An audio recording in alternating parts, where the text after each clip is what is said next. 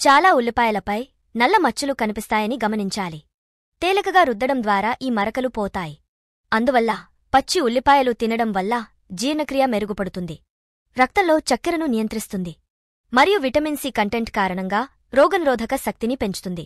అలాగే ఇది potassium content కారణంగా గుండెను ఆరోగ్యంగా ఉంచుతుంది మరియు కొలెస్ట్రాల్ స్థాయిలను నియంత్రిస్తుంది. ఇది అనేక రకాల క్యాన్సర్ ప్రమాదాన్ని తగ్గించడంలో సహాయపడుతుంది. అయితే కొన్నిసార్లు మీరు ఉల్లిపాయను కొన్నప్పుడు లేదా పొట్టు తీసినప్పుడు ఉల్లిపాయపై నల్ల మచ్చలు కనిపిస్తాయి. మొదటి చూపులో ఇది తరచుగా ఫంగస్ రకం వలె కనిపిస్తుంది. నిజానికి ఈ డార్క్ స్పాట్స్ ఆస్పెర్గిల్లస్ నైగర్ అనే నిర్దిష్ట రకం ఫంగస్ వల్ల ఏర్పడతాయి. ఈ ఫంగస్ మట్టిలో కనిపిస్తుంది మరియు సాధారణంగా ఉల్లిపాయలలో కనిపిస్తుంది. ఈ బ్లాక్ ఫంగస్ తీవ్రమైన వ్యాధిని కలిగించనప్పటికీ ఇది మన శరీరానికి హానికరం. ఈ ఫంగస్ మన శరీరంలో అలర్జీని కలిగిస్తుంది. ముఖ్యంగా ఇప్పటికే అలర్జీతో బాధపడేవారు ఈ రకం ఉల్లిపాయలను తినకూడదు.